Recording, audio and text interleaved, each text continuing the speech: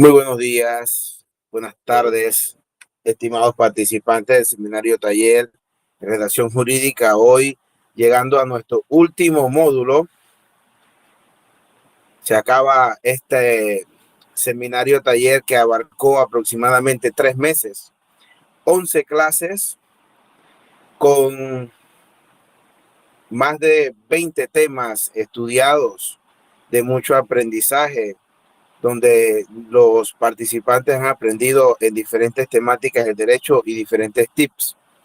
Bueno, hoy corresponde al doctor Ronel Solís, coordinador de este seminario taller, presentar a nuestro último expositor del seminario taller en redacción jurídica, doctor Solís. Adelante. Gracias, Rasid Jamal Sayed, y muy buenas tardes a todos, queridos participantes en este seminario. Y contamos en el día de hoy para el cierre con la presencia del licenciado Erwin Aguilar. Él es el director de la Secretaría Provincial de la Procuraduría de la Administración en la provincia de Herrera, gran amigo de nuestra facultad, colaborador y todo lo que esté concerniente a lo que viene siendo capacitación en la comunidad, algo que la Facultad de Derecho pues requiere para el proceso de acreditación y para el cual el licenciado Erwin Aguilar, lo mismo que Jennifer Boykidis, nos han siempre dado un fantástico espacio.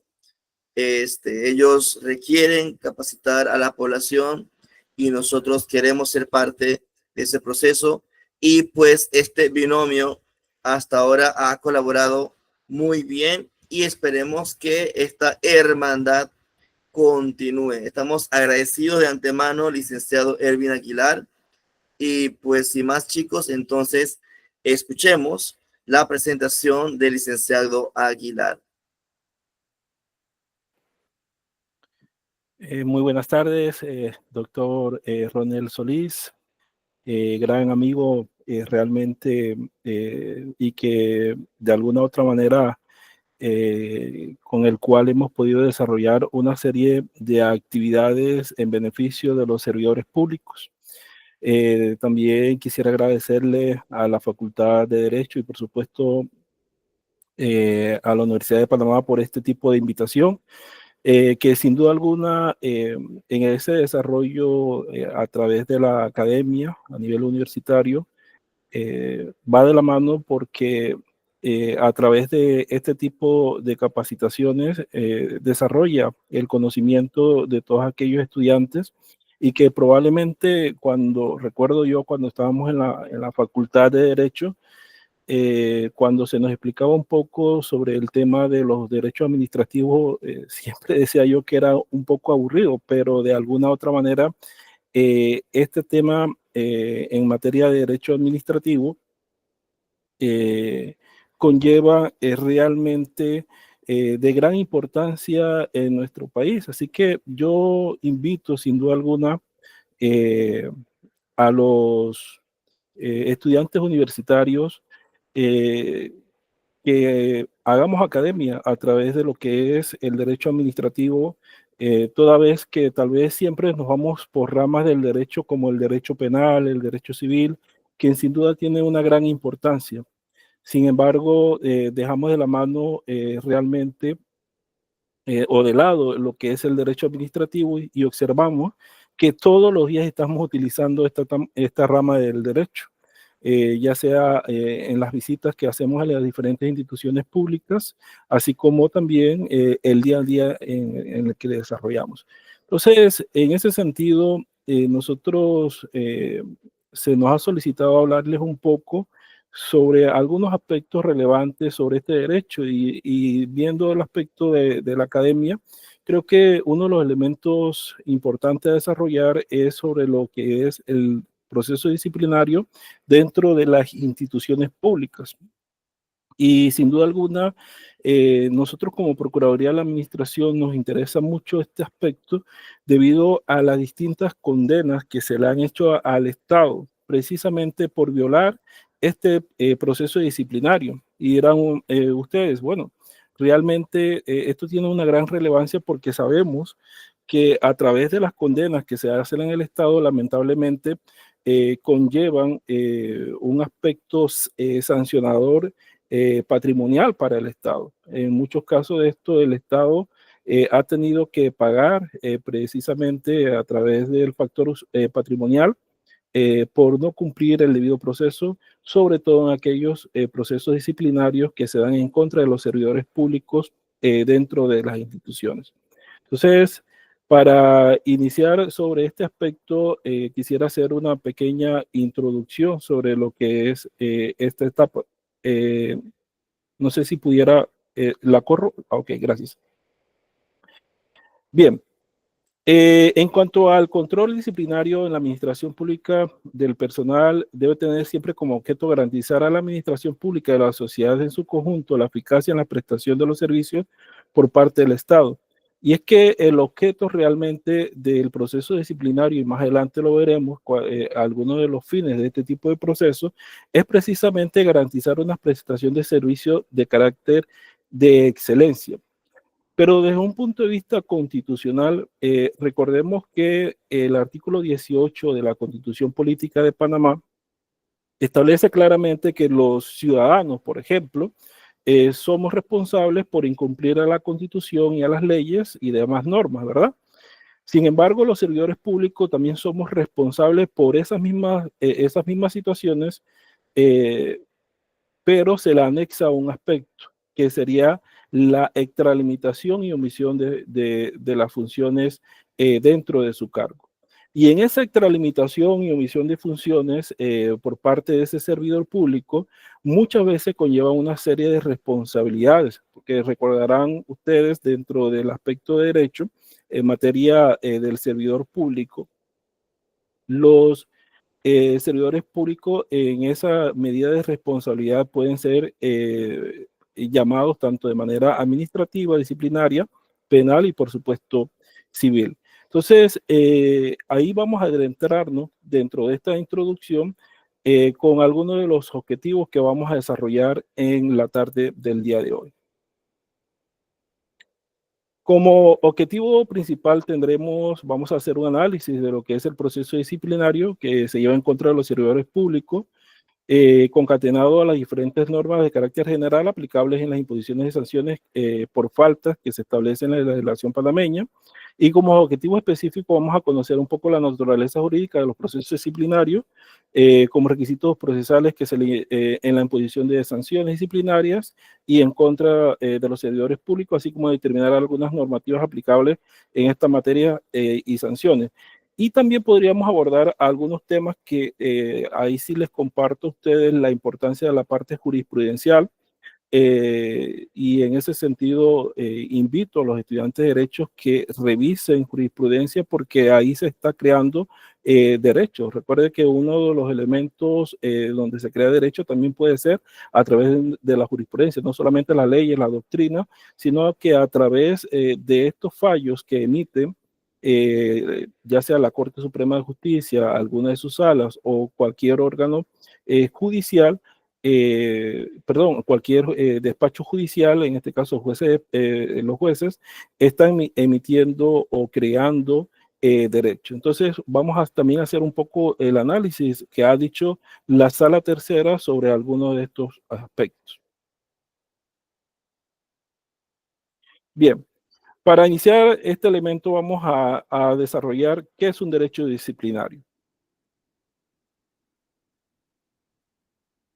En ese sentido, en la doctrina se establece que el derecho disciplinario es una modalidad de la potestad sancionadora del Estado, es decir, del derecho sancionatorio, lo que conocemos comúnmente como el ius poniendi. En ese sentido, a través de una sentencia del 27 de noviembre del 2018, se deriva que efectivamente el Estado tiene esa facultad de sancionar tanto al administrado como a los servidores públicos cuando de alguna otra manera se dan algunos incumplimientos, restricciones de derechos en base de esa inobservancia de las reglas que prescriben propiamente este régimen. En ese sentido, lo que sí hay que entender que bajo esa potestad sancionadora precisamente se da con algunos aspectos que más adelante vamos a poder observar en cuanto a los objetivos y fines de este proceso disciplinario. Bien, creo que los audios están de alguna u otra manera abiertos y a mí me gustaría interactuar un poco con ustedes en cuanto a la presentación para hacerla un poco más dinámica. En ese sentido, para desarrollar algunos aspectos en cuanto a las características del derecho disciplinario, una de las mismas es que existe una aplicación errónea de una sanción por falta a la ética. Precisamente cuando hablamos falta a la ética, todos los servidores públicos, en su gran mayoría, inclusive los municipios, han creado códigos uniformes de ética. Y en ese sentido, las faltas que se dan en los elementos del Código Uniforme de Ética no podemos llevarlo al tema disciplinario. Precisamente la Sala Tercera de la Corte Suprema de Justicia ha hecho esta aclaración en un fallo que se suscitó en un proceso disciplinario que se llevó en contra de un fiscal superior del tercer distrito judicial. En aquel momento, la señora procuradora Ana Matilde Gómez destituyó a un fiscal superior y dentro de ese elemento, dentro de ese proceso disciplinario, se unió tanto por una falta a la ética como una falta al reglamento interno. ¿Qué dijo la Sala Tercera? En resumidas cuentas, es que un aspecto es el proceso ético y otro es el disciplinario. Y en ese sentido, las instituciones no deben confundir ese elemento, porque de alguna u otra manera está haciendo investigaciones sobre dos aspectos totalmente distintos. Si bien es cierto que muchas veces acciones conllevan un tema de dualidad en cuanto, por ejemplo, un servidor público llega tarde, probablemente esté cometiendo, tarde a su trabajo, probablemente esté cometiendo una falta ética. Pero yo no puedo decir que te voy a investigar éticamente, pero te voy a aplicar una sanción disciplinaria. No, si yo voy a iniciar un proceso, ya sea ético o voy a iniciar un proceso disciplinario, debo tenerlo bien claro.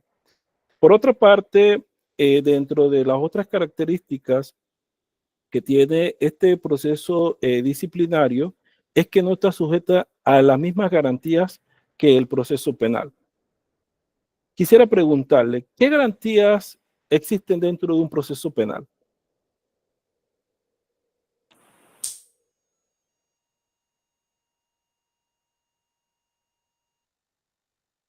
Sin temor a equivocarnos, estamos para aprender.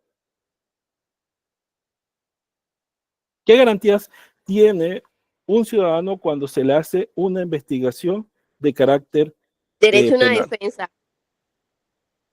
Derecho a una defensa, excelente. ¿Qué más?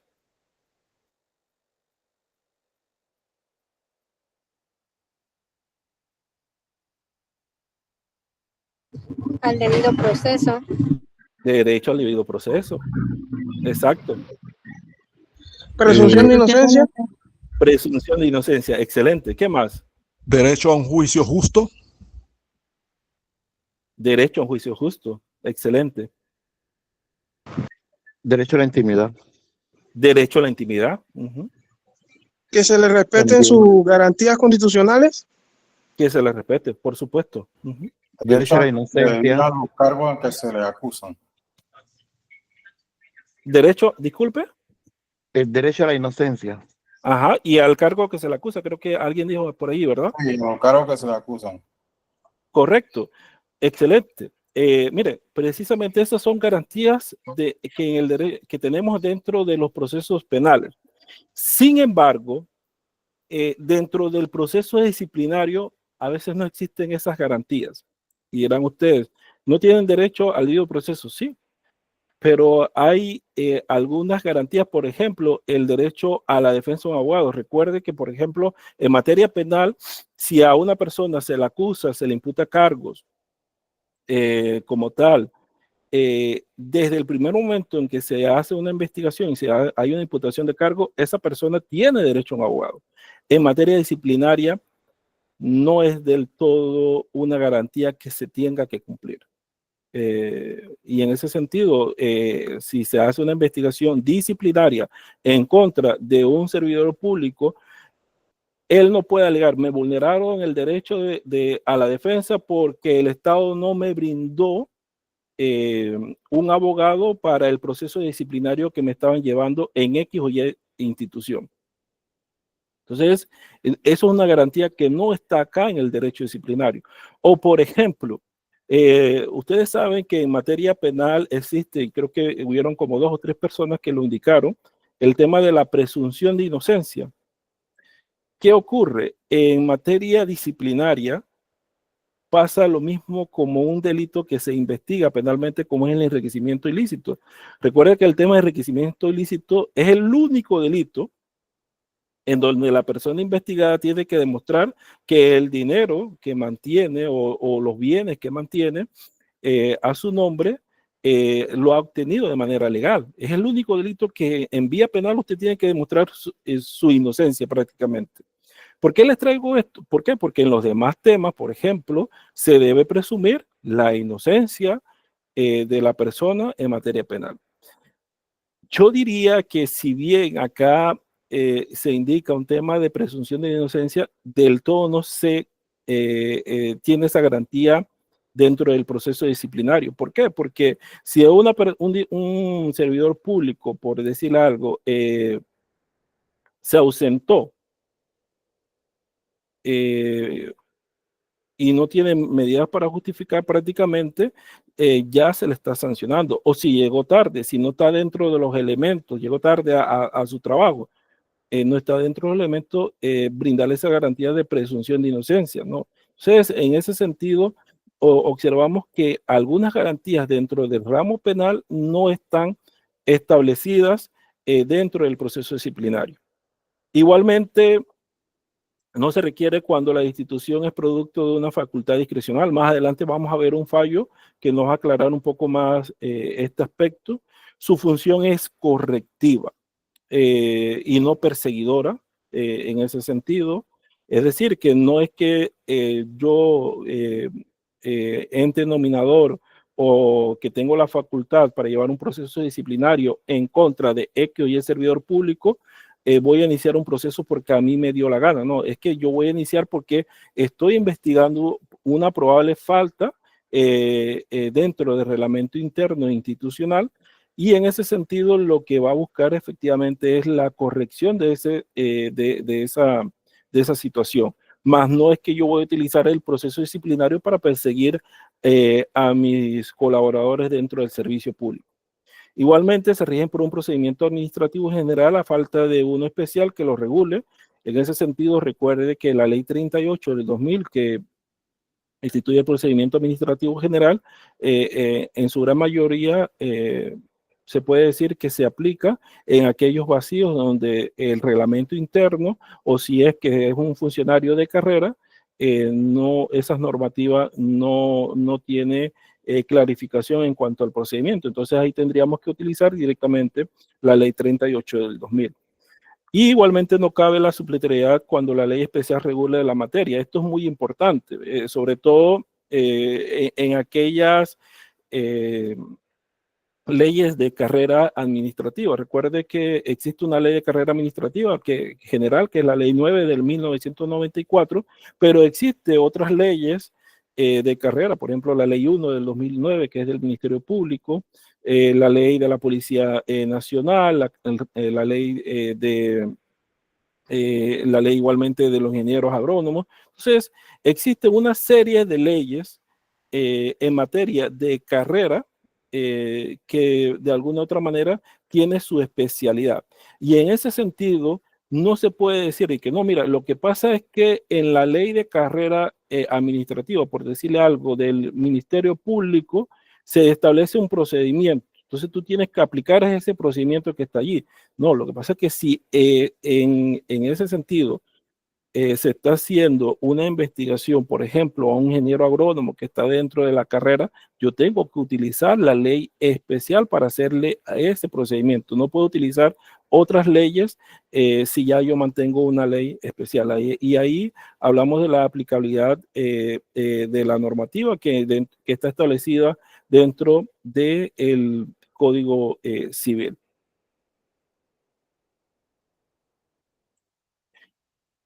Vamos a ver algunos elementos dentro del proceso disciplinario. Dentro del proceso disciplinario existen dos sujetos, el sujeto activo y el sujeto pasivo.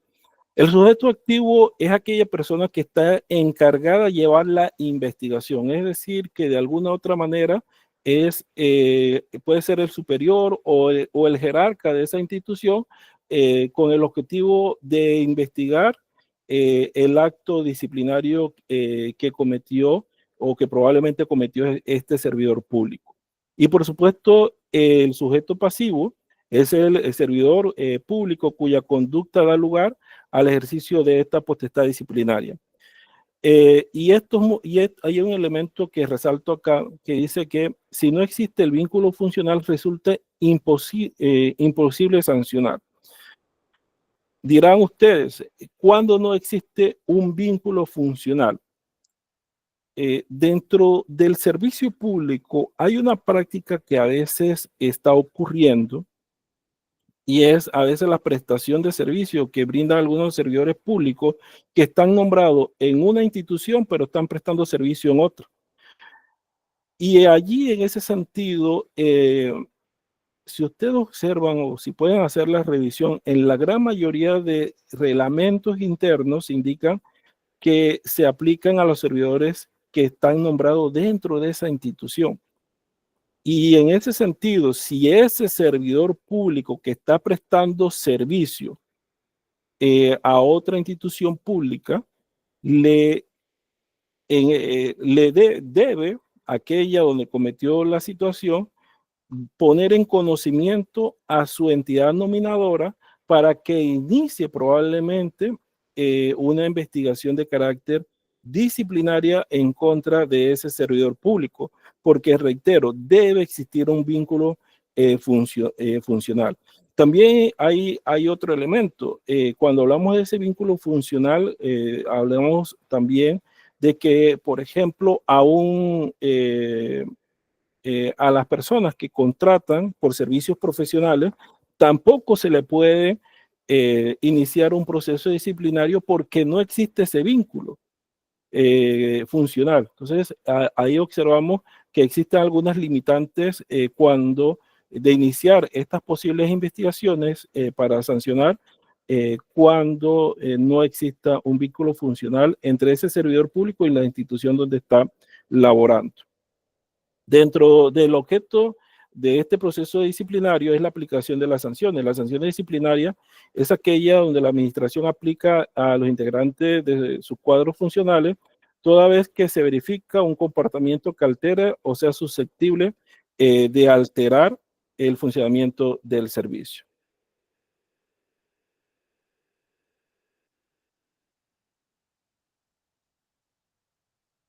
Gracias. Otros elementos que tenemos dentro de este proceso disciplinario es que siempre se da bajo un aspecto de una falta administrativa.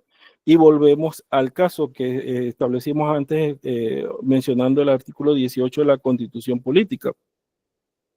Recuerde que de todo aspecto, un funcionario, tanto por su acto o omisión, una vez viole derechos fundamentales, se puede iniciar un proceso disciplinario.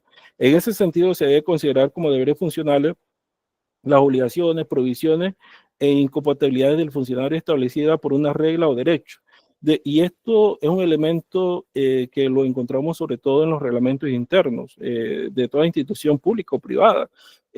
Sabemos que dentro de esos reglamentos internos se establecen provisiones, se establecen derechos y también se establecen obligaciones. Y en el incumplimiento de una de ellas, ya sea de sus obligaciones o prohibiciones como tal, puede dar inicio a una investigación de carácter disciplinaria.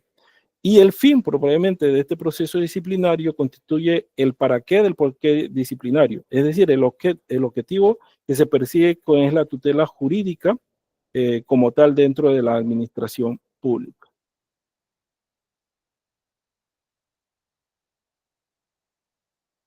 A ver, antes mencionamos algunos principios que debemos tener en cuenta dentro de lo que son el proceso disciplinario. En ese sentido, tanto los reglamentos internos como las leyes de carrera establecen principios. También tenemos que indicar que la ley 38, perdón, del 2000, que rige el procedimiento administrativo en general, en su artículo 34 establece algunos principios debidamente establecidos. Y en ese sentido, en una sentencia del 8 de agosto del 2004, en la Sala Tercera de lo Contencioso Administrativo de la Corte Suprema de Justicia, estableció que en lo que se refiere al derecho disciplinario como manifestación del poder correctivo interno del Estado, está conformado por principios rectores como es la legalidad, la tipicidad, la proporcionalidad, la culpabilidad, la presunción de inocencia, que convergen entre sí a fin de resguardar la forma sistemática y la garantía fundamentales del debido proceso. Ahora vamos a ver directamente algunos de estos principios que acabamos de mencionar. Bien, en cuanto al principio de proporcionalidad y adecuación, mire, en ese sentido es un principio fundamental dentro de este proceso disciplinario. Cuando hablamos de proporcionalidad, sobre todo se da desde el punto de vista en cuanto a las sanciones. Y en ese sentido, por ejemplo, la DIGECA, que es la Dirección General de Carrera Administrativa, esta institución ha creado un modelo de reglamento interno que de alguna u otra manera ha sido adoptado en su gran mayoría por las instituciones públicas a través de este modelo. ¿Y qué ocurre? ¿Por qué ellos crean un modelo como Dirección General de Carrera? Precisamente para que resguardar este principio de proporcionalidad. Y en ese sentido, desde el punto de vista sancionador, quiere decir que yo te voy a aplicar una sanción de acuerdo a la falta que tú estás cometiendo. Y eso es muy importante dentro del derecho administrativo para evitar precisamente los actos de arbitrariedad de muchos jefes dentro del servicio público en aplicar sanciones a la situación de que a lo que a ellos les parezca. Y en ese sentido, por eso es importante la reglamentación de las diferentes faltas o acciones que pueden cometer un servidor público, con el objetivo de que una vez, si se comprueba el hecho o la falta disciplinaria, vaya ese contrapeso en cuanto a la sanción al acto cometido. En cuanto al tema de culpabilidad, de acuerdo a lo que se considera la falta disciplinaria, los actos se buscan es ver todo lo que son las omisiones que se dan dentro de ese servicio público. Igualmente existe el tema como un principio fundamental, como es el de cosa juzgada, que ustedes más que yo sabrán que no se puede investigar a una persona por el mismo hecho como tal, una vez establecido algunos elementos. Es decir, que el jugador no va a investigar o sancionar a una persona por esta misma situación. Creo que aquí dentro de lo que mencionaron recién, por supuesto, también en el proceso disciplinario existe un principio de reserva y que de alguna otra veces, y tengo que decirlo, a veces no se ve del todo garantizado. ¿Por qué razón? Porque a veces se dan en las instituciones públicas que están investigando a servidores públicos por X o Y situación, y a veces este servidor público es el último que se da cuenta cuando ya de repente se ha regado todo el comentario a nivel institucional que a X personas lo están investigando. Entonces, es importante que este proceso disciplinario se lleve con un tema de confidencialidad y, por supuesto, de reserva. Si bien existe el tema de presunción de inocencia, pero como lo mencionamos antes, lamentablemente en materia disciplinaria, prácticamente a la persona le corresponde comprobar que efectivamente no cometió el hecho. Y uno de los principios fundamentales dentro del proceso disciplinario está la aplicación del debido proceso que vamos a desarrollar dentro de un marco también de legalidad. Y es que precisamente cuando hablamos de este proceso de debido proceso, el principio, perdón, de debido proceso, se debe llevar, cuando hablamos del debido proceso, a veces en materia legal utilizamos mucho este término, debido proceso, pero ¿qué es cumplir con el debido proceso? ¿Por qué si siempre se dice que debemos cumplir con el debido proceso, cada vez cuando existe una repercusión, ya sea a través de los procesos contenciosos administrativos o a través de los amparos de garantías constitucionales, uno de los elementos que socava esas investigaciones es porque no se cumplió con el debido proceso? No sé si alguien de los estudiantes acá me puede indicar qué se le puede considerar el debido proceso. Cuando se cumplen las etapas procesales, pues. Ok, efectivamente, que se cumplan las etapas procesales. ¿Qué más? Exacto, como la aprehensión, imputación de cargos, las debidas audiencias en el tiempo estipulado que dure la investigación, pues. Exacto. Mire, ¿qué se ocurre? Que O sea que no te puedes saltar una etapa, porque entonces estarías violando el proceso. Es correcto, mire, es fundamental que dentro de esa investigación, y más adelante vamos a ver, que se deben cumplir por lo menos ciertas garantías. Y creo que lo acaba de mencionar muy bien el compañero Héctor, y es precisamente darle a conocer que yo te estoy haciendo una investigación disciplinaria. Es darle la oportunidad a que esa persona presente pruebas, es darle la oportunidad de ser escuchado en una audiencia o de escuchar sus alegatos. Y esto es fundamental, como también es fundamental el principio de notificar a esa persona.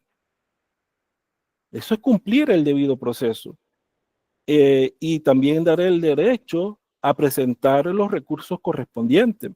Es más, aquí me detengo con un elemento en materia de recursos en vía disciplinaria, y no solamente en vía disciplinaria, en cualquier proceso administrativo, porque es el que estamos tratando de ver en el día de hoy, pero enfocándonos en el proceso disciplinario, a veces a los servidores públicos los destituyen y presentan los recursos, ya sea el de reconsideración, presentó su recurso de reconsideración, de repente presenta su recurso de apelación, dependiendo si es en 2 vías.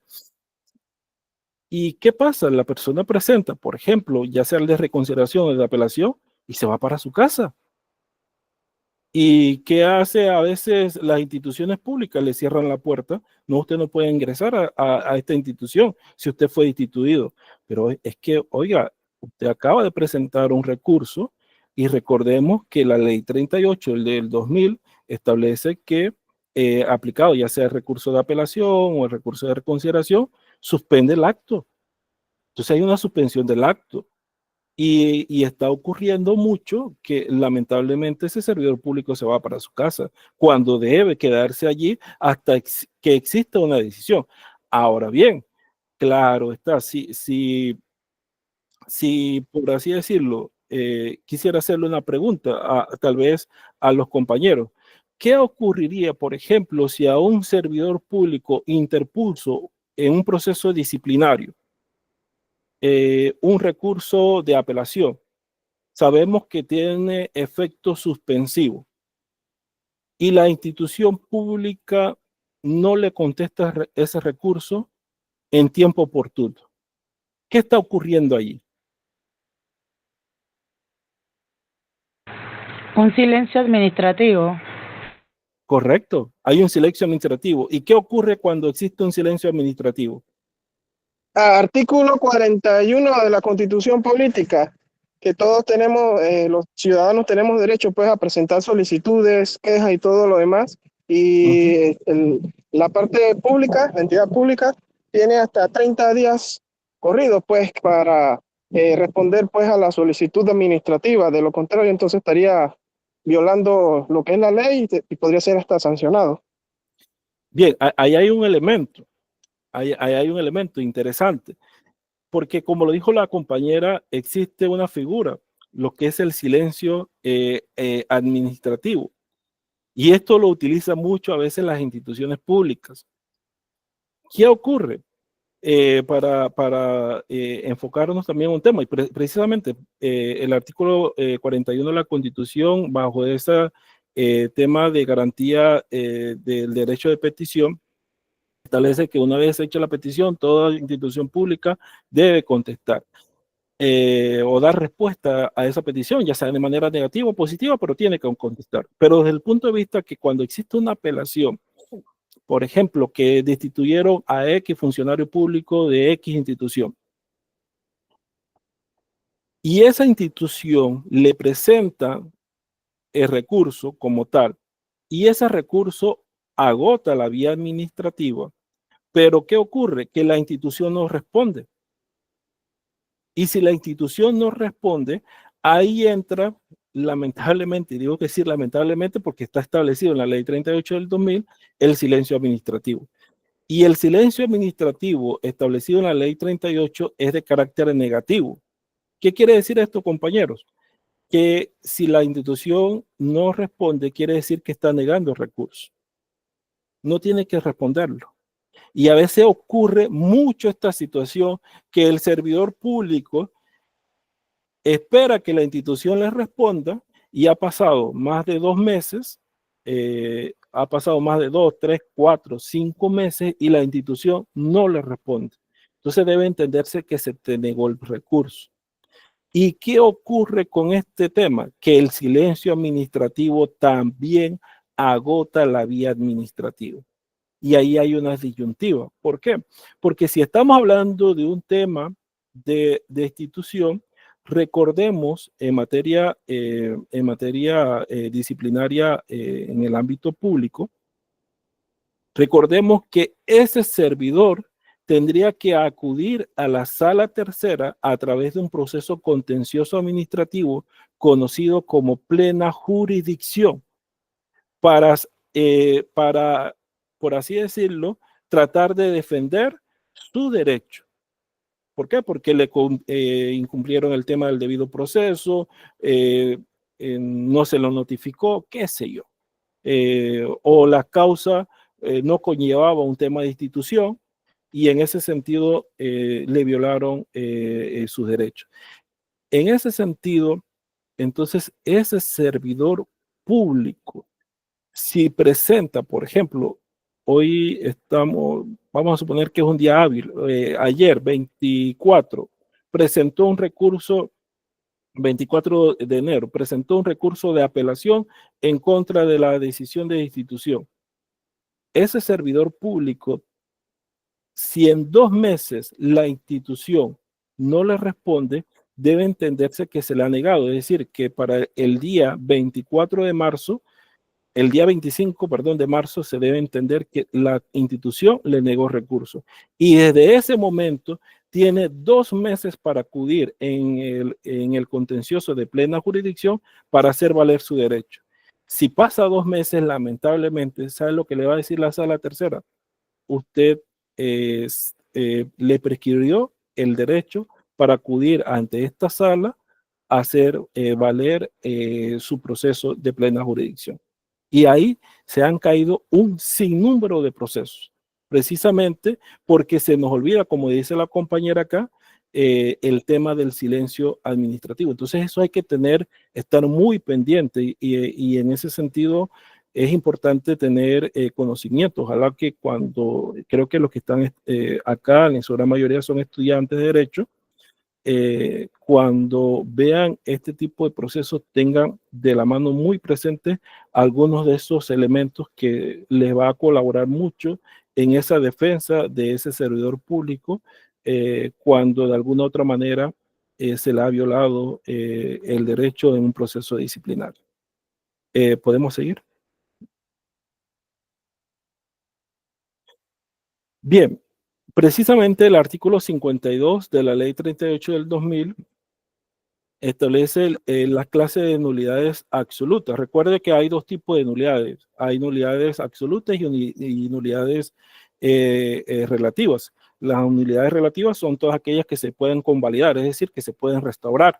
Y las nulidades absolutas es que definitivamente no hay manera de subsanar esa deficiencia que se dio dentro de un proceso, en este caso de carácter administrativo disciplinario. Y en ese sentido destaca el artículo 52 que dice que se incurre en vicio de nulidad absoluta en los actos administrativos dictados en los siguientes casos. Numeral 4, cuando se dicte con presidencia o omisión absoluta de trámites fundamentales que impliquen violación al debido proceso legal, e igualmente cuando se graben, condenen o sancionen por tributos fiscales o con cargos o causas distintos de aquellos que fueron formulados al interesado. Y esto a veces, sobre todo sobre este elemento, destacando también lo que comentó una persona, es que desde que se inicia un proceso disciplinario, se le debe indicar bajo qué falta se está investigando. No es que yo voy a decir que no, te voy a hacer una investigación por tardanza y al final te termino haciendo una investigación por otro elemento. No, no. Es que desde el primer momento esa persona tiene que tener claro cuál es el tipo de, por qué causa me están investigando, a fin de que cuando conlleve un tema de sanción no sea una causa distinta a la cual se inició. ¿Seguimos? Bien, existe, por supuesto, un derecho a la defensa en los procesos disciplinarios, pero este derecho a la defensa, como lo hemos manifestado, no está del todo como una garantía fundamental dentro de los procesos disciplinarios administrativos que se sigan los servidores públicos, pero tienen algunos elementos que hay que destacar. Entre eso, que el funcionario debe ser informado del inicio de la investigación disciplinaria en su contra y debe ser comunicado de los cargos en su contra, que se le ha formulado en su contra. El funcionario también tiene el derecho a una asistencia de un abogado, por supuesto, dentro de ese proceso disciplinario, pero no es fundamental que esté ese abogado allí, pero si tiene la oportunidad de contratar un abogado, por supuesto, sería lo mejor, ¿no? Igualmente, el funcionario tiene derecho a la comunicación de su expediente, es decir, ahí vemos también los elementos establecidos o principios mínimos, como es la accesibilidad a un tema de saber qué es lo que está ocurriendo dentro de ese proceso disciplinario. No sé si hasta aquí hay alguna pregunta.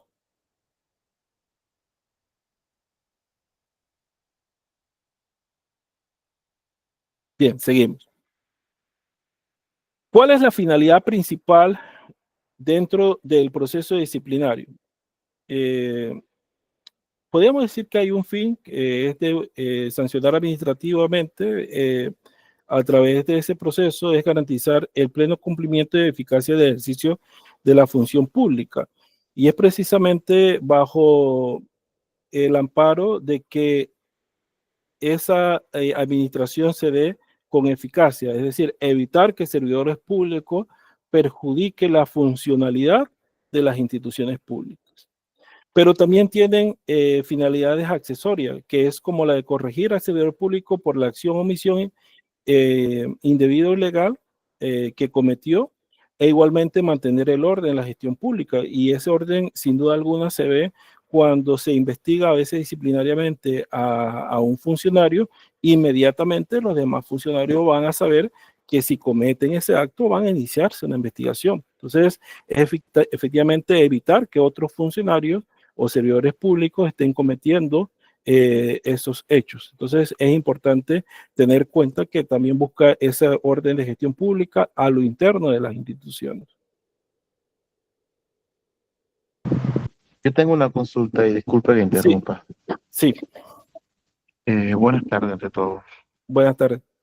Esto que usted está explicando ahorita mismo acerca del silencio administrativo, eso es para todas las instituciones del Estado, ¿verdad? Sí. Pero me queda un mal sabor. Me queda un mal sabor en cuando escucho este tipo de conferencias o de comentarios, porque vemos que los funcionarios públicos o aquellas personas que trabajan para el gobierno, para el Estado, a veces se sienten un poco desamparados, o por qué no decir los huérfanos, y aquellos que son, que ocupan un cargo de libre remoción. Todo el mundo sabe pues que en temas políticos, pues, ¿qué se puede esperar, no? Cada 5 años usted tiene que ir para su casa. Pero sin embargo, acoto el tema de los educadores. Esta ley y esto que usted está aplicando, ¿aplica para los docentes también? Por supuesto, es que está sujeto. Porque siento que en el tema de educación, yo soy docente. Correcto. Y justamente por malas praxis, en la institución donde estaba anteriormente, fue que me nació la idea de estudiar Derecho. Qué bueno. Y tuve una lucha enorme peleando pues una situación y yo tuve que irme de esa institución. Por muchas veces intenté hacer valer el derecho, inclusive fui y manifesté en la ciudad de Panamá, en Cárdenas, en la regional, y nadie me apoyó. Simplemente, pues, tuve que irme de la institución. Yo siempre lo he dicho, los puestos de directores o los directores de instituciones educativas, pues se creen que los papas se los dejaron de herencia. Y no hay nadie que les ponga el cascabel a ese tipo de personas. Ya le digo, yo tuve que irme a la institución, irme para un lugar súper lejos, estoy muy a gusto, me siento muy cómodo allá, pero fue algo muy injusto, nadie apoyó. Entonces, este tema del celo administrativo, el silencio administrativo, perdón, de que las leyes, de que el funcionario, en educación, las leyes son para los estudiantes, no para el docente, lastimosamente. Sí. Entonces, no, mira, ¿cómo podemos encajar lo que usted está explicando en el tema educativo? Precisamente partimos de un hecho. Gracias por la pregunta. Igualmente compartir su experiencia. Mire, desde el punto de vista, recordemos que en materia de los educadores que están dentro del sector público, igualmente tienen sus leyes de carrera. Igualmente tienen el cumplimiento. Cuando hablamos del tema de cumplimiento del debido proceso, aplica para todo, dentro del punto de vista disciplinario, aplica para el beneficio de todos los servidores públicos a los cuales están siendo sujetos de un proceso disciplinario. ¿Cuál es la gran realidad?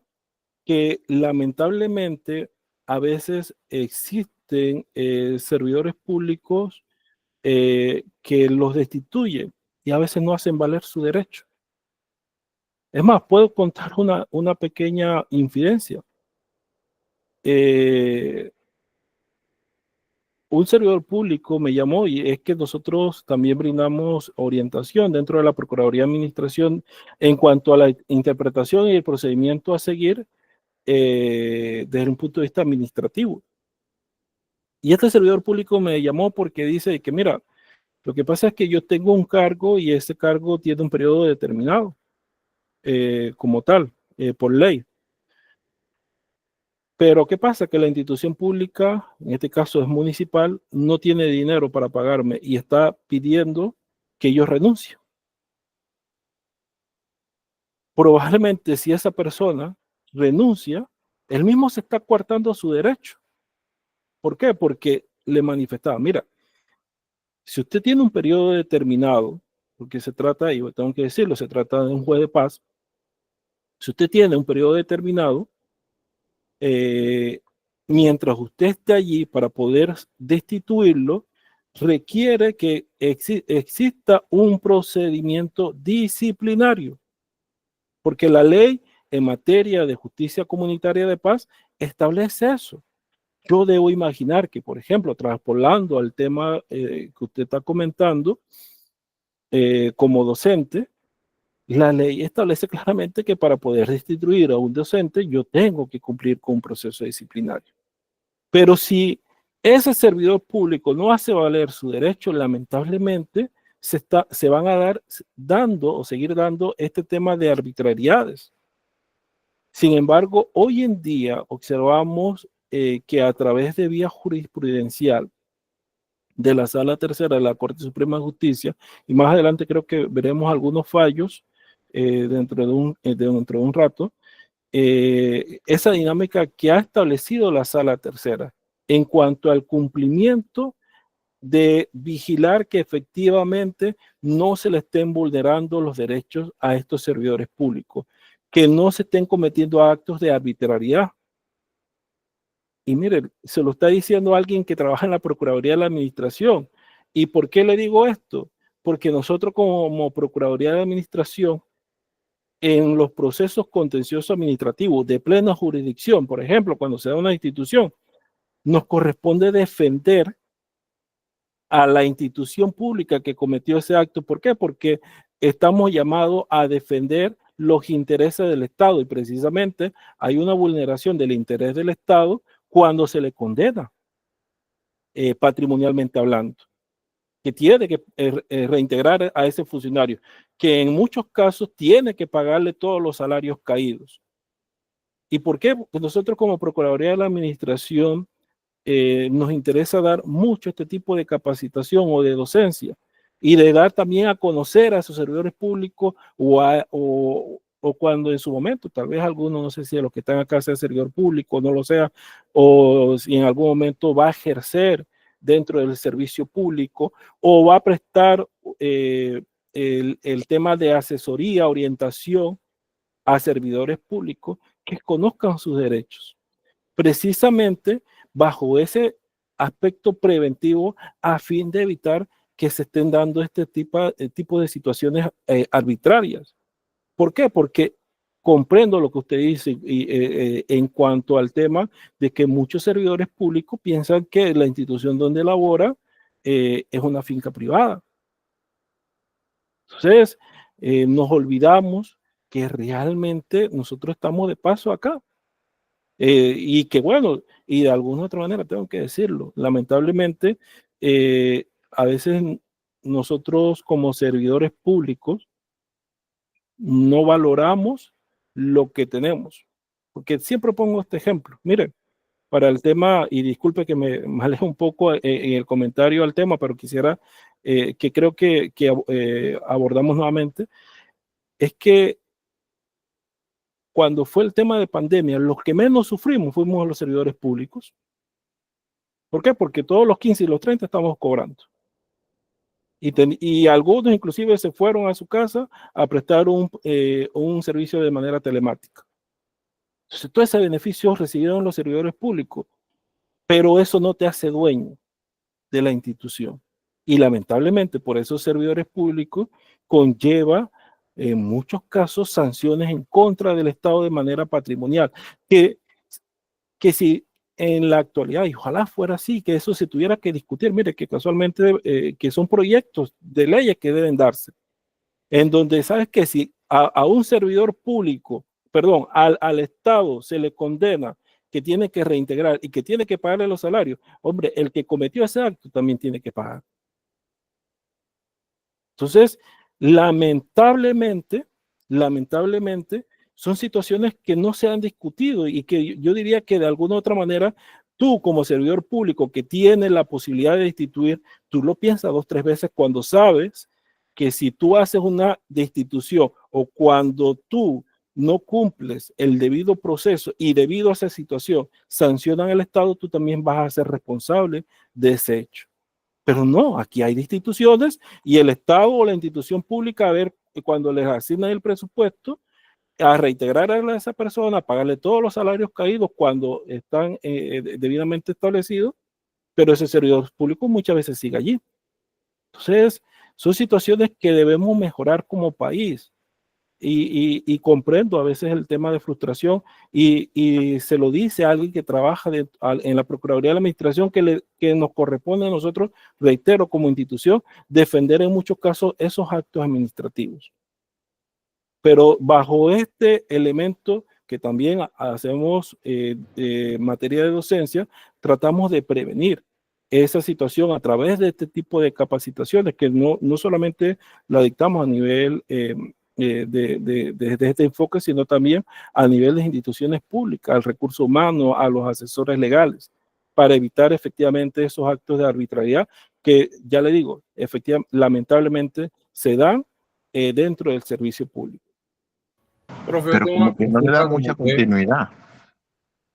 Dígame. Tengo una consulta para aclarar Sí. algo que pasó y a veces sigue pasando y yo en el marco del derecho que estoy oyendo estoy en una duda.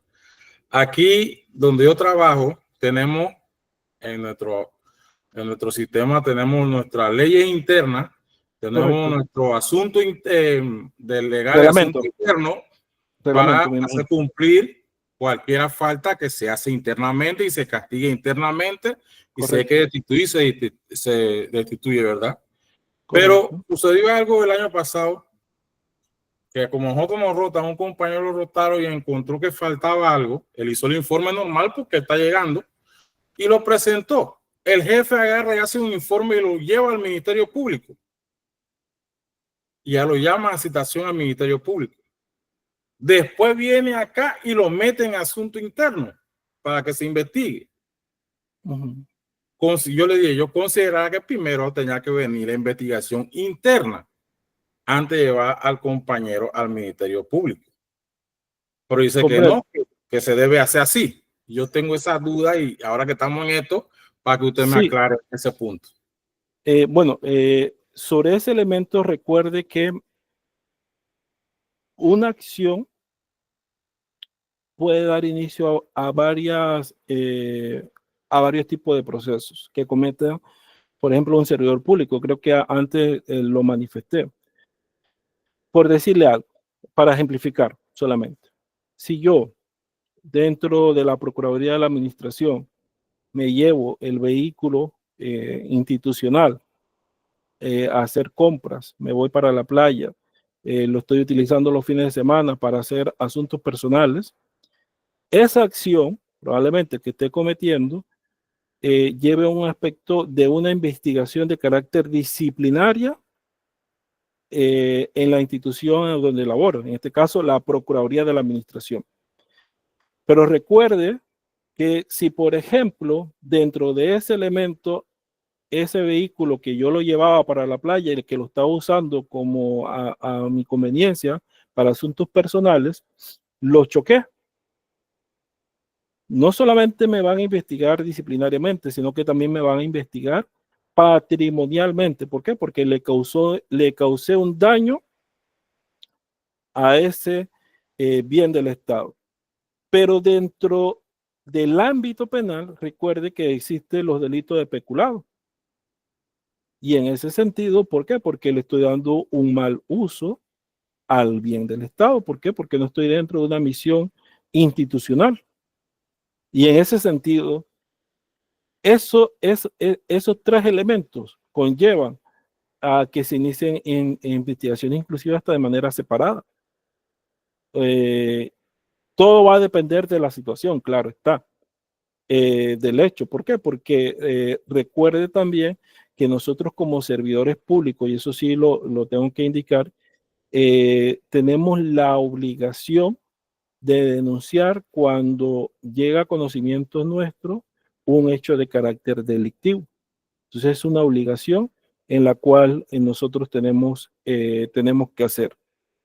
En ese sentido, se puede iniciar los procesos indistintamente y uno no está correlacionado con el otro. ¿Por qué? Porque a mí me puede estar investigando, ya le digo, por estar usando un vehículo en horas no adecuadas para asuntos de carácter personal, me pueden investigar patrimonialmente, que en esto sería la Fiscalía de Cuentas, y sancionar patrimonialmente también lo que es el Tribunal de Cuentas. ¿Por qué? Porque le causé un daño mientras estaba haciendo un mal uso de ese vehículo, porque lo choqué, y penalmente también me van a iniciar la investigación porque estoy haciendo un hecho de peculado.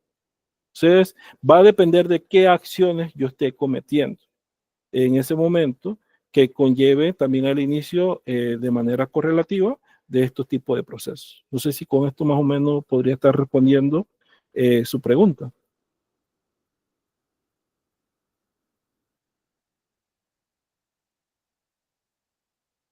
Sí, ya está claro, ya.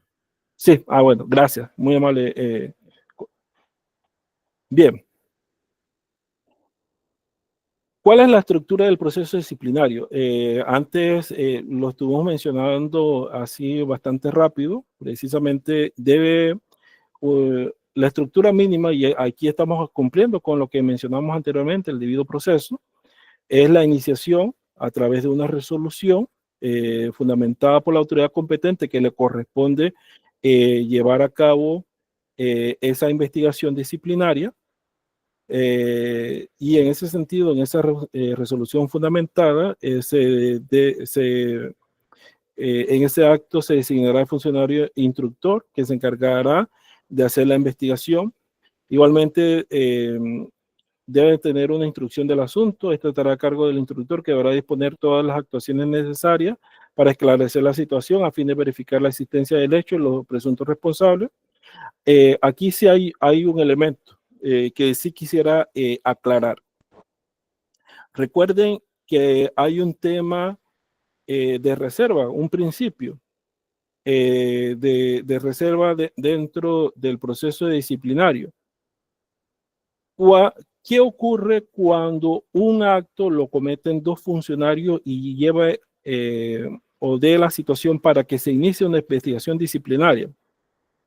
En ese sentido, a cada funcionario se le tiene que armar un proceso de manera separada. Voy a tal vez a ejemplificar. Póngase que dos funcionarios públicos dentro de la institución se agredieron físicamente. Solamente para ejemplificar, que creo que sería como el ejemplo que más puede caer aquí. Si esos dos funcionarios se agreden físicamente, yo no puedo iniciar un proceso disciplinario con los dos en una sola carpeta o en un solo expediente. ¿Por qué? Porque debo cumplir con el tema de la reserva, de la confidencialidad, indistintamente que las dos partes estén involucradas. Entonces, en ese sentido, a esos funcionarios le tengo que armar expediente por separado, porque hay que determinar qué elemento, porque es distinto en materia penal. En materia penal, yo hago economía procesal y si hay varios investigados de un hecho, yo los uno y un solo expediente investigo a todo el mundo. No, acá en materia disciplinaria, cada quien debe tener su expediente. Eso es muy importante tenerlo presente dentro de ese elemento. Una vez concluida, ¿hay alguna pregunta? Creo que se la encendió. Bueno, una vez concluida esa instrucción, es decir, esa investigación, el funcionario pondrá un plazo para realizar un informe circuncidando los hechos comprobados y las conclusiones a las que arribe. Y finalmente debe haber una resolución de la autoridad competente jerárquica que podrá resolver los archivos del asunto y el inicio de un sumario. Pero ¿qué es lo importante también de todo esto? Que también a esa persona o a ese funcionario público que se le está investigando tenga el derecho a presentar sus pruebas, tenga el derecho a presentar sus alegatos y, por supuesto, como lo manifesté también en un inicio, a presentar sus recursos. ¿Seguimos?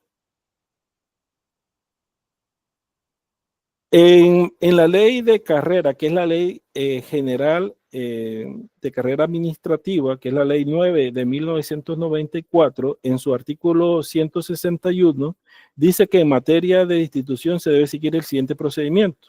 Siempre que ocurran hechos que pueda producir la institución directa al servidor público, se le formará cargo por escrito. La Oficina Institucional de Recursos Humanos realizará una investigación sumaria que no debe durar más de 15 días hábiles y en la cual se dará al servidor público la oportunidad de defensa y se le permitirá estar acompañado de un asesor de su libre elección.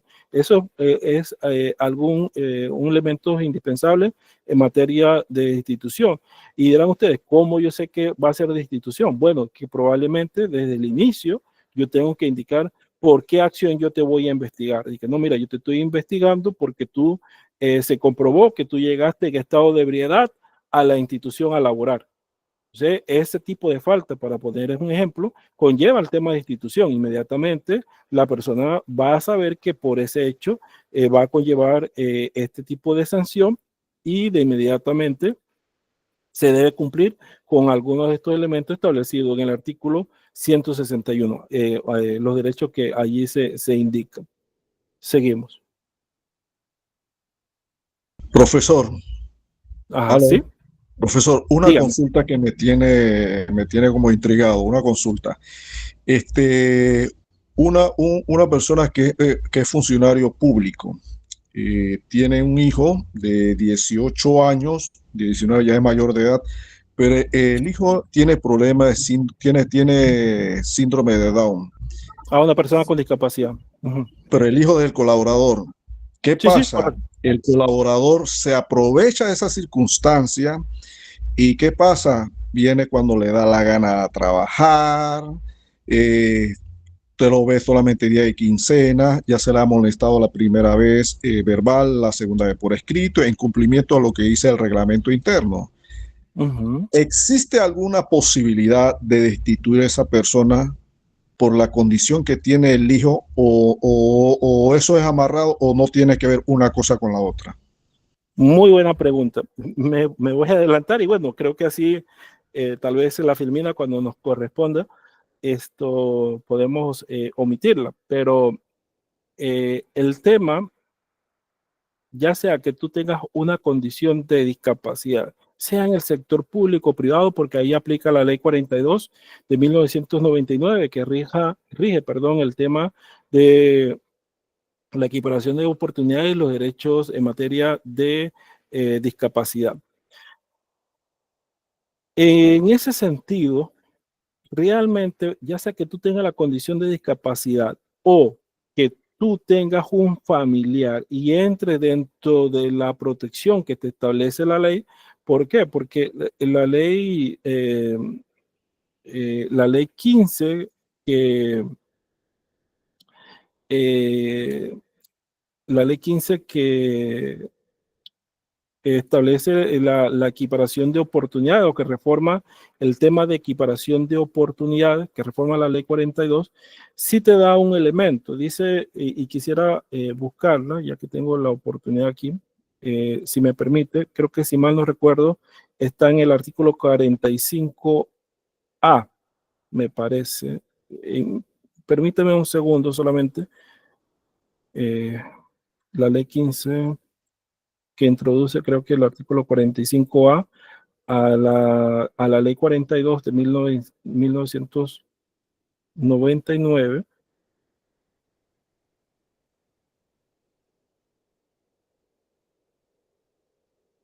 Permítame un segundo. Aquí está. Dice el artículo 45A.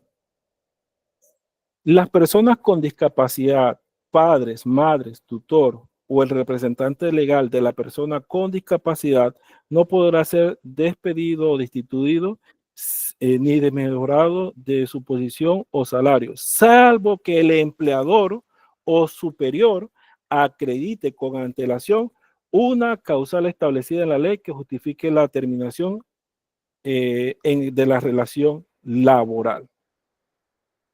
Palabras más, ¿qué dice esto? Sí, existe un tema de que la persona en condición de discapacidad o sus padres de esta persona en condición de discapacidad que está dentro del sector público, no pueden ser destituidos.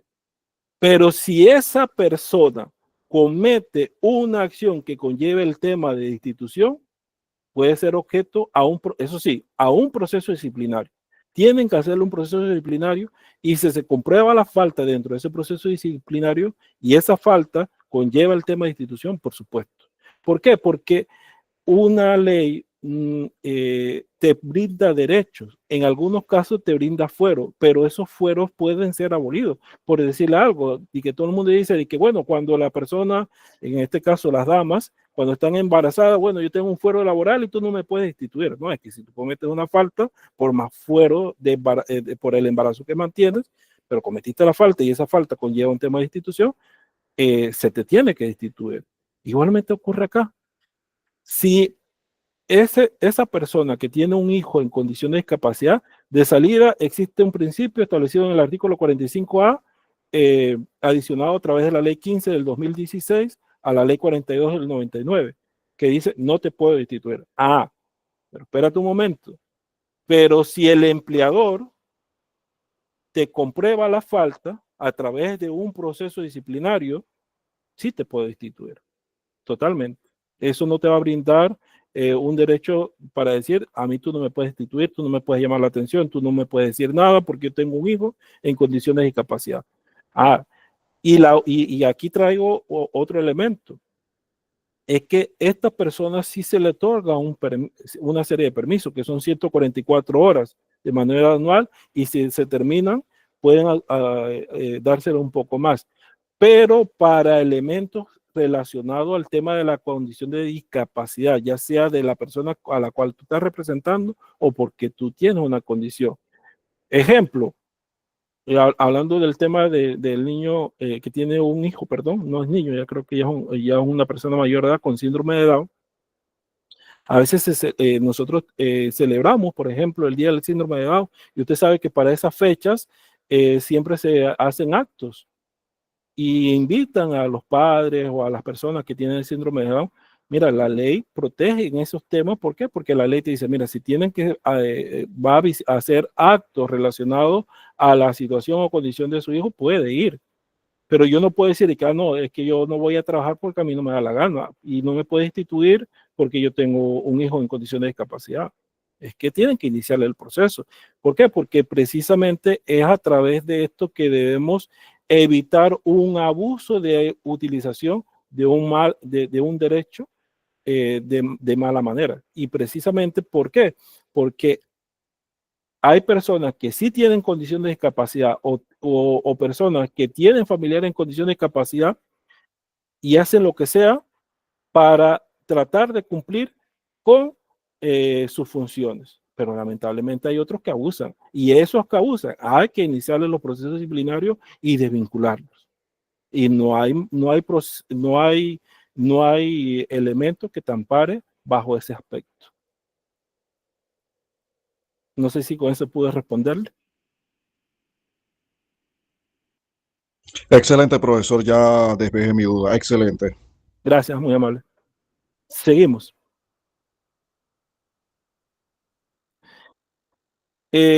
Bueno, la sanción en los procesos disciplinarios, por supuesto, podemos pasar a la siguiente filmina. Existen diferentes tipos de sanciones en materia disciplinaria, como son amonestación verbal, amonestación escrita, suspensión y destitución. Pero hay que tener en cuenta un elemento que a veces en materia, sobre todo, se lo tengo que decir, en materia disciplinaria, los traslados piensan que son tomados como una sanción. Y precisamente el artículo 141 de la ley 994 dice que al respecto debe advertirse que la acción de traslado no se contempla en la ley de carrera administrativa como una medida sancionadora. Entonces, ustedes se preguntarán, entonces, ¿para qué es el traslado? Seguimos con la siguiente filmina. El traslado es una acción de personal. Sí, es una acción de personal que está establecida dentro de la ley de carrera, pero que tiene que cumplir, mire, no es que tiene que cumplir con la número 1 solamente, no, tiene que cumplir con los 5 puntos para hacer un traslado. 1, que haya una necesidad debidamente comprobada en el servicio, de que mire, es que lo que pasa es que yo necesito trasladar, utilizando a X servidor público de X institución, de Chitré a trabajar a OQ, porque existe una necesidad dentro, a lo interno de esa institución, en el área de OQ. Debe existir la vacante y partida presupuestaria correspondiente. Que el servidor público que va a ser trasladado acepte. Está bien, no hay problema. Yo acepto. Yo acepto el tema de traslado, pero ese traslado es de manera, también debo decirlo, de manera provisional hasta que se cubra ese tema de necesidad. E igualmente que exista, puede ser, perdón, de manera temporal ese traslado. Y también que exista la aprobación previa del jefe inmediato y del jefe de la oficina donde se va a trasladar y que no representa ninguna erogación adicional a la institución ni disminución de la eficacia de la actividad o servicio que prestaba. Si lamentablemente no se cumple con alguno de estos presupuestos, yo no puedo estar trasladando. Y a veces, ¿qué ocurre? Que en el servicio público, y que bueno, y si yo quiero deshacerme de una persona que está trabajando aquí en Herrera, lo voy a mandar para Darién o lo voy a mandar para Bocas del Toro, porque yo sé que ahí, estando allá, él va a renunciar o ella va a renunciar. Y en ese sentido, este tema de traslado se da con con ese fin de buscar o presionar a ese servidor público, pero debe cumplirse. Ahora bien, si a mí me van a trasladar, recuerde que eso, si bien es una acción de personal, se debe hacer a través de un acto, de una resolución, y por supuesto esa resolución puede ser sujeta a los recursos correspondientes, y si no hacen caso, pudieran entonces irse a un proceso. ¿Por qué? Porque me estás causando un daño dentro del servicio público. Puede irse a través de un proceso. ¿Por qué? Porque no se cumplió con los parámetros que establece directamente el artículo, creo que 80, 81, por ahí está, de la ley de carrera administrativa, que establece estos 5 parámetros para poder hacer el traslado. Siguiente. Igualmente, la separación del cargo, esto sí es una medida, y esto es una medida provisional y que dura solamente por 15 días. ¿Y cuál es el objetivo? Precisamente la separación es una medida a fin de evitar que ese servidor público tenga ocultamientos o pueda destruir información que es relevante para esa investigación disciplinaria. Ejemplifico, eso se da sobre todo cuando se está investigando a una cajera que lleva la caja, perdón, una persona que lleva la caja menuda de la institución pública. ¿Qué tú haces? Que no, yo necesito, como autoridad que está realizando la investigación y que va a sancionar, separar a esta funcionaria o este funcionario o este servidor público. ¿Por qué? Porque va a destruir toda la documentación de que me hace falta dinero en la caja menuda. Entonces es importante utilizar este tipo de medidas dentro de este tipo de proceso. Y va a depender precisamente, dice acá, que esa medida es para asegurar la armonía y la seguridad del ambiente laboral, pero también para asegurar la investigación a lo interno que se está dando de manera disciplinaria en contra de ese servidor público. Seguimos. Igualmente existe prescripción dentro de los procesos disciplinarios. Esto va a depender de cada uno de los reglamentos internos. Por ejemplo, algunos reglamentos internos dicen que las faltas leves en algunos casos prescriben a los 3 meses, las faltas graves prescriben a los 6 meses. Eso va a depender de cada institución. Y la falta de máxima gravedad que conlleva el tema de institución prescriben al año. Por regla general, eso lo han estado adoptando a través de los reglamentos internos. Seguimos.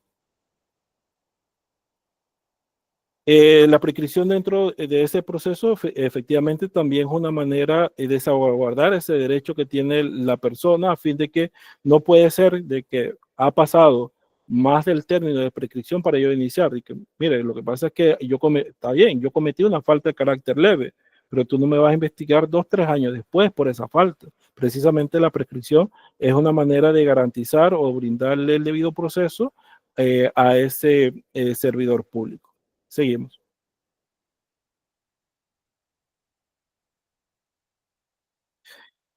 ¿Qué elementos se deben considerar en los servidores con enfermedades crónicas o discapacidad? Aquí sí vamos a ver una serie de jurisprudencia que nos van a abordar un poco sobre estos elementos que debemos considerar. ¿Seguimos? Fuero por enfermedades, sí, fuero por enfermedades capacitantes. Esto es una sentencia del 23 de septiembre de 2019 que dice lo siguiente. Por otro lado, con respecto al fuero de la asistencia a la funcionaria por padecer de varias enfermedades discapacitantes, debemos señalar que los mismos, mira, y respondiendo al tema que recién abordamos con el compañero, creo que Ábrego, no resultan ilimitados, ya que el incurrir la funcionaria en una falta disciplinaria debidamente comprobada mediante el procedimiento disciplinario, esto acarrea la pérdida del fuero invocado, como ocurre en este caso. ¿Qué quiere decir? Que por más discapacidad que tú tengas, indistintamente, perdón, que sea una persona con discapacidad o estés, seas la madre, padre o tutor o representante legal, o estás dentro de los grados de consanguinidad, afinidad, que tienen derecho a ver a esta persona con discapacidad, no puedes alegar que se me está vulnerando el derecho porque yo tengo un fuero que no me puedes hacer ninguna investigación. Aquí ya la sala tercera lo ha manifestado claramente en esta sentencia que no es así. En cuanto a la discrecionalidad en el proceso disciplinario, ya para ir culminando, tenemos lo siguiente. ¿Seguimos? Esto es muy importante. Dice que en la sentencia del 23 de marzo de 2017 de plena jurisdicción, la sala tercera indicó, en este sentido, dada la condición de salud y lo expuesto por la precitada a través de la ley 59 del 2005, que es la ley de enfermedades crónicas, que le da derecho a las personas con enfermedades crónicas.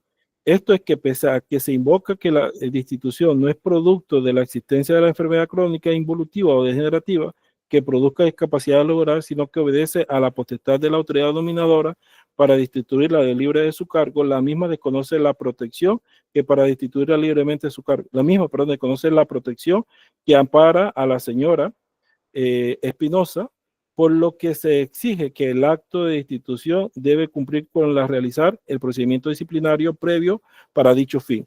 Este fallo ha sido fundamental. ¿Por qué?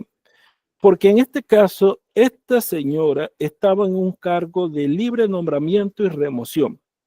Pero ¿qué ocurrió? Que ella dentro de su expediente logró demostrar que tenía una condición de una enfermedad crónica. ¿Y cómo se comprueba?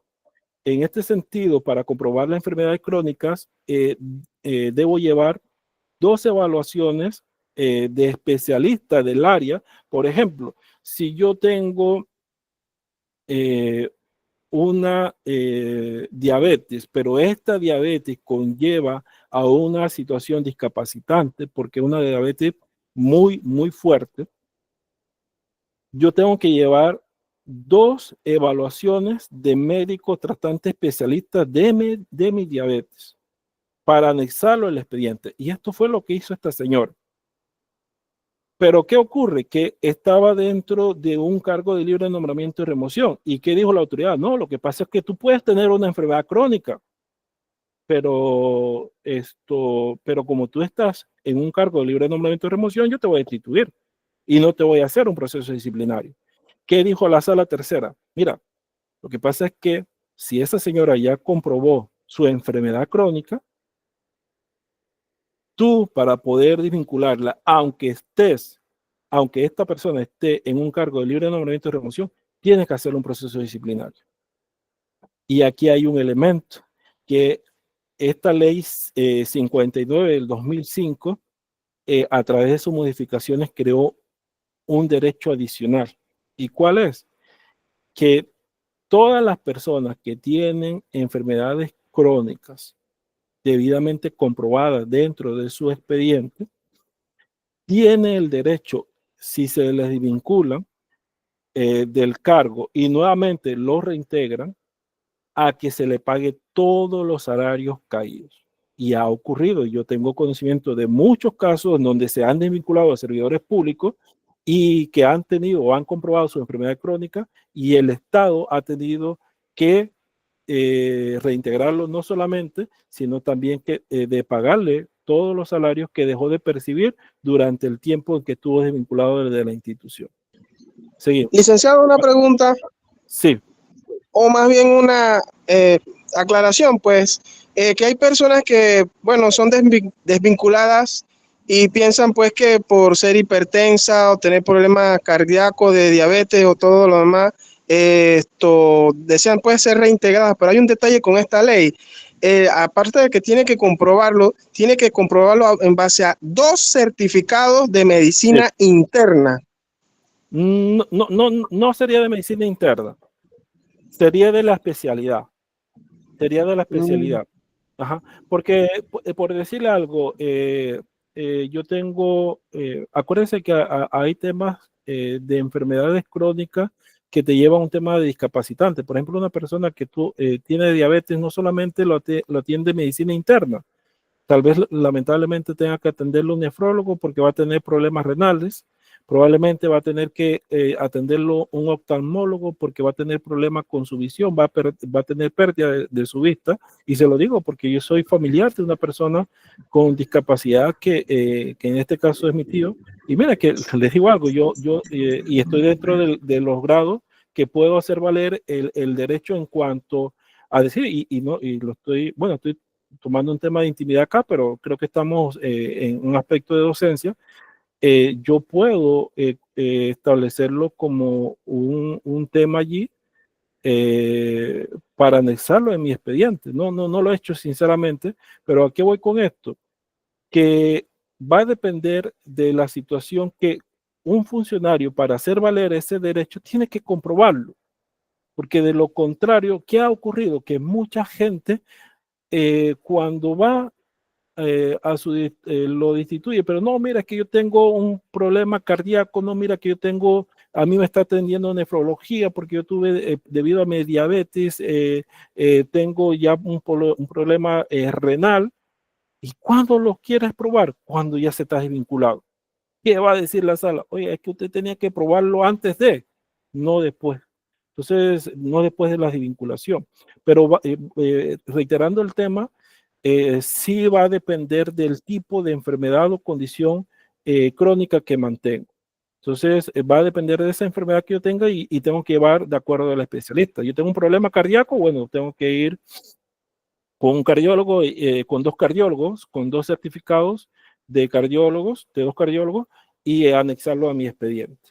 Eso sí es importante que se tenga claro. Pero no necesariamente tiene que ser internista, tiene que ser de la especialidad que está conllevando en ese momento ese servidor, o inclusive a nivel de empresa privada, porque este derecho no es solamente para servidores públicos, también para empresas privadas. No sé si con eso di respuesta más o menos a la intervención. Sí, listo, gracias, licenciado, por la aclaración. Gracias a usted. Y bueno, para culminar, que creo que sí es la última y no quisiera aburrirlo más a ustedes, porque sé que tienen otros elementos allí. Igualmente, en el tema de los servidores públicos de libre nombramiento y remoción, en relación al procedimiento administrativo general, se ha dicho que para la disposición de los cargos ocupados por servidores públicos en funciones sujetas a libre nombramiento y remoción, no es necesario que sea motivado o fundamentada en una causal disciplinaria alguna. Esto es cierto hasta desde un punto de vista relativo, porque mire lo que remarca el fallo de la Sala Tercera de la Corte Suprema de Justicia, que no es necesario que sea motivada o fundamentada en una causal disciplinaria alguna. En ese sentido, las personas o los servidores públicos que son de libre nombramiento y remoción, no se le tiene que llevar un proceso disciplinario. pero la desvinculación que se da a través de una resolución que conlleva un acto que es considerada un acto administrativo, tiene que hacerse de manera motivada. Es decir, ese acto que yo te vincule, si tú eres el libre de nombramiento de remoción, no tienen que hacerte proceso disciplinario. Pero esa resolución yo tengo que motivarla. Yo tengo que decirte por qué te voy a desvincular. ¿Y qué ocurre? Que hay gente o instituciones públicas, ya sea en el sector, sobre todo lo he visto en materia a nivel municipal, que te despiden con una nota. ¿Y qué ocurre? Que si a ti te destituyen con una nota, la gente se va a enojar. Y les digo yo algo, ¿sabes qué? A ti te conviene que sea a través de esto. ¿Sabes por qué? Porque ese es un acto administrativo. Y la corte, la sala tercera en este caso, te ha indicado que los actos administrativos se tienen que motivar. No solamente tienen que tener una parte resolutiva, no, tiene que tener una parte emotiva. Y también te ha dicho la sala que el alegar que es de libre nombramiento y remoción no es solamente lo necesario. Tú tienes que decir por qué razón lo vas a desvincular. Bueno, es un cargo de confianza. Tú tienes que indicar, bien, este cargo es un cargo de confianza y la persona a la cual está dentro de este cargo actualmente no es de mi entero crédito, no es de mi entera confianza. Tú tienes que decir por qué. Tienes que motivar, pero tú no puedes vincular a una persona por nota. Y se lo digo que he visto desvinculación a través de una nota. Y le decía yo a las personas que han venido a recibir orientación, mira, a usted le conviene. ¿Por qué? Porque usted lo que tiene que cumplir el debido proceso también, agotar la vía administrativa, presentar los recursos que la ley le establece y después irse a la sala tercera. ¿Y qué va a ocurrir en la sala tercera? Que muy probablemente la sala tercera va a decir, ¿sabe qué? Es que este servidor público a desvincular a esta otra persona que trabajaba en la municipalidad o que trabajaba en X institución, no motivó el acto. Y eso es una circunstancia para declarar la nulidad del acto administrativo en contencioso administrativo y probablemente se tenga que reintegrar nuevamente a esa persona. Tal vez no se le tendrá que pagar los salarios caídos porque sería un cargo de libre nombramiento y remoción, pero sí se le tendría que reintegrar y entra un tema también de protección porque algunas entidades públicas, bueno, me lo reintegra y nuevamente lo voto. No. Ahí entra un tema de protección para esa persona de acuerdo a la ley contenciosa administrativa, salvo que cometa otro acto administrativo que conlleve, una acción que conlleva un tema de desvinculación y ahí inmediatamente sí lo pueden hacer el proceso como tal y cumplir el tema de una resolución debidamente motivada para destituirlo. Y bueno, con esto creo termino mi presentación, no sin antes agradecerle el espacio, espero no haberlos aburrido con este tema. Y bueno, estamos abiertos si tienen alguna pregunta adicional, con mucho gusto, y si no, agradecerle a todos los que han estado acá, igualmente a la Facultad de Derecho de la Universidad de Panamá. Muchas gracias.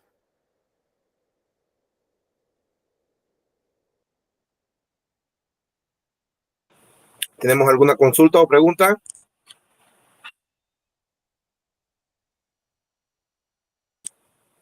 Los que tengan consulta o pregunta, micrófonos abiertos.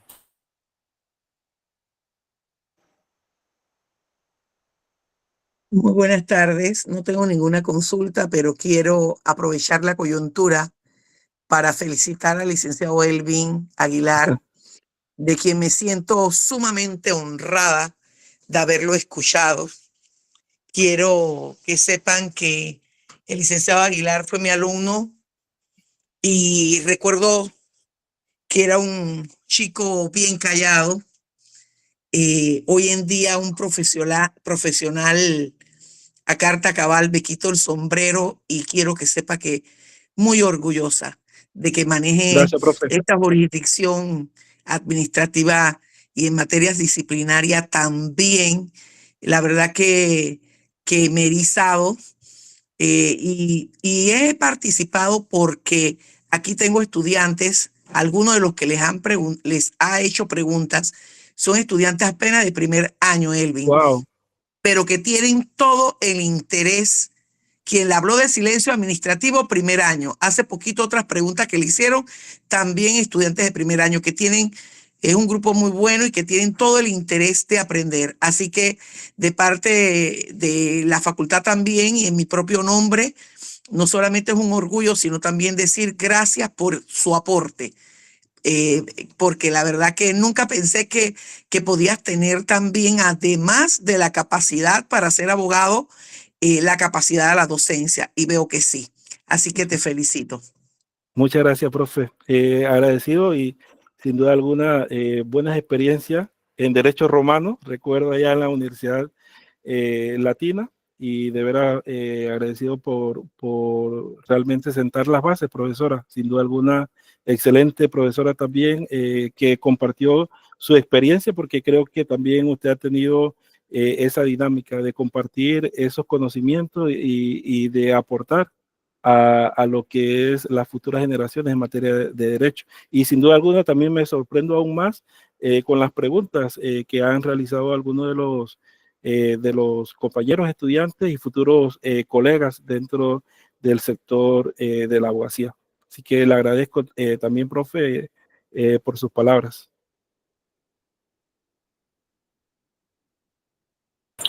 Bueno, estimados compañeros, al parecer, si tienen alguna pregunta, se la pueden realizar al licenciado, ya que vamos a pasar a la parte final, que es la clausura de este evento académico, porque el seminario taller se centró en las bases académicas de los procesos de acreditación institucional, que era la vinculación de la facultad también con otros centros regionales en esa convivencia, de que todos somos de la universidad, todos somos estudiantes, y no solo compartir con la Universidad de Panamá, sino con las demás universidades. Entonces, profesor Ronel Solís, vamos a darle el espacio a 3 estudiantes que levanten la mano para que nos brinden sus experiencias en este seminario taller, qué les pareció, qué les gustó, qué les motivó y qué es lo que en sí la esencia, la enseñanza que se llevan de este seminario.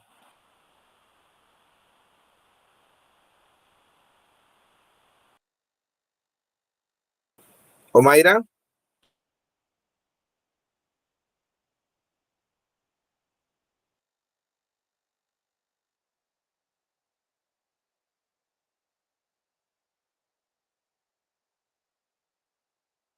No se le escucha. Omaira, tienes el micrófono apagado. Disculpe. Sí, como saben, mi nombre es Omaira Ceballos, soy del Centro Regional de Colón y primeramente darle las gracias a Dios porque nos permitió iniciar y culminar este taller que ha sido de grandes expectativas.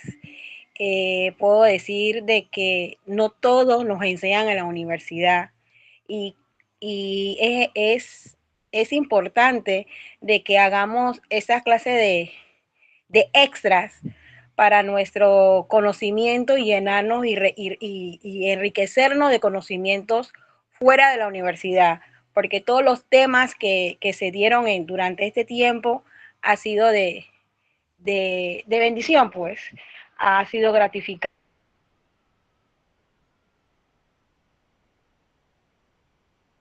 No, por tomarme en cuenta con un día como moderadora, que la coordinadora de mi facultad pudo presentar y exponer un tema también de importancia. Así que para mí, muchas gracias. Fue un honor participar en este taller y bueno, nos vemos en el próximo. Gracias nuevamente. Gracias, Omaira, por tus lindas palabras. Elvis.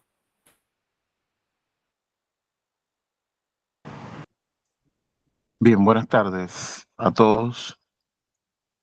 Profesor Dr. Ronel, licenciado Elvin, profesora Gisela, compañeros todos. Para mí, pues, es de mucho placer haber pertenecido a este selecto grupo por el cual nos hemos instruido desde el mes de noviembre hasta esta fecha sobre diversos temas que a nuestro diario vivir lo vemos. Pues no todo se da dentro de la aula de clase, también en la práctica, y quién mejor que aquellos expertos profesionales que a diario están lidiando con estos temas y que en realidad pues nos orientan de manera muy atinada sobre los procesos y sobre todo las acciones que se deben tomar en los mismos. De manera personal, pues muy agradecido por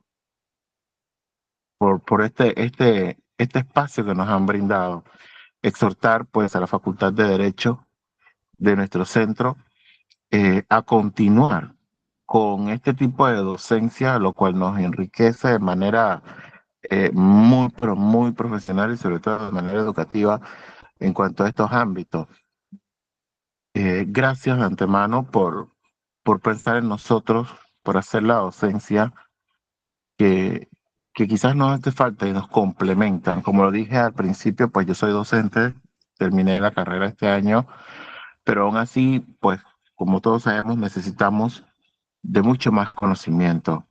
Finalizo pues esta pequeña intervención pues con una pequeña frase de Platón, ¿no? El objeto de la educación es la virtud y el deseo de convertirse en un buen ciudadano. Creo que cada uno de nosotros, cuando nos perfeccionamos y cuando nos especializamos en diversas áreas, pues ese es el objetivo de cada uno de nosotros, educarnos, pero no para coleccionar títulos en la pared, sino más bien para convertirnos en un buen ciudadano y orientar a quienes en realidad merecen la orientación. De antemano, muchas gracias a todos, especialmente a la facultad, por abrir este espacio. Bendiciones. Pasen todos buenas noches. Le damos la palabra a la profesora Gisela Tello para que nos diga cuál fue su experiencia como docente, pero también como participante de este seminario taller, una de las docentes más proactivas que tenemos en nuestro centro regional, que siempre le gusta incentivar todo este tipo de capacitaciones. Ella ama y vive el derecho y nos incentiva a nosotros que fuimos sus estudiantes.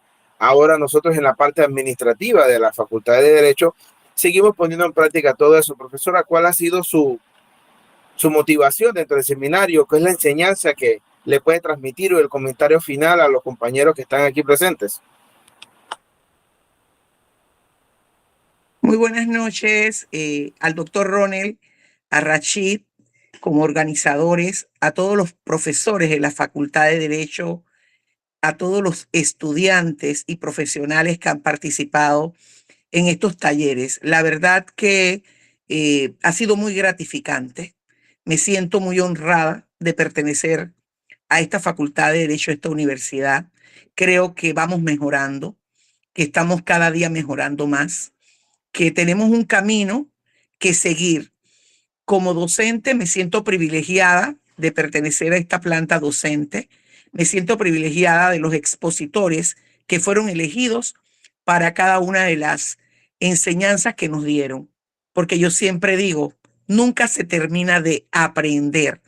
Y cada vez que participamos en este tipo de actividades académicas, aprendemos algo que nos va a servir tal vez en algún momento dentro del ejercicio del docente. En el caso mío, que no solamente soy docente, sino también que he tenido experiencia en la administración de justicia, en la administración pública y ahora en el ejercicio del derecho que lo he retomado, créanme que cada uno de estas experiencias dadas por los expositores han sido demasiado gratificantes. Y como del ser humano, dar las gracias no debe ser un pesar, sino algo espontáneo. Quiero dar las gracias a todos los participantes como expositores, a todos los participantes como estudiantes e incentivarlos a que durante esta jornada que están en verano, que están algunos de vacaciones, sigan aprovechando las coyunturas, no solamente en nuestro centro, también pueden ser en cualquier centro regional de nuestra Universidad de Panamá, que nos ofrece un sinnúmero de capacitaciones día tras día y que no para. Así que gracias, Rachid. Te felicito muy particularmente por todo ese esfuerzo que has tenido en dedicarte, en elegir muy buenos expositores. Así que un abrazo a todos mis estudiantes, los quiero mucho y bueno, saludos y bendiciones. A culminar con este seminario taller, le damos la palabra a nuestro coordinador del Centro Regional de Azuero de la Facultad de Derecho y también quien coordina el seminario taller en Relación Jurídica, el doctor Ronald Secundino Solís. Gracias, Racid. Y complemento las palabras que nos compartiera la profesora Gisela Tello. Agradezco en nombre de la coordinación y toda la facultad a los profesores, a los estudiantes y Racid, por supuesto, a usted, Yulisa, Isi, José Isaías, que estaban allí apoyándonos siempre para la realización del mismo. De misma forma, los centros regionales que nos acompañaron aquí, como el de Colón y otros más, sepan que pueden encontrar en el Centro de Azuero a un gran amigo, porque nosotros aquí estamos abrazando el proceso de acreditación y en la medida en que ustedes nos acompañen en este proceso, ustedes también de una vez allí están acreditándose. No los hemos acreditado todavía, es un camino que estamos realizando, efectuando, llevando a cabo papeles, un sinnúmero de documentos que debemos tener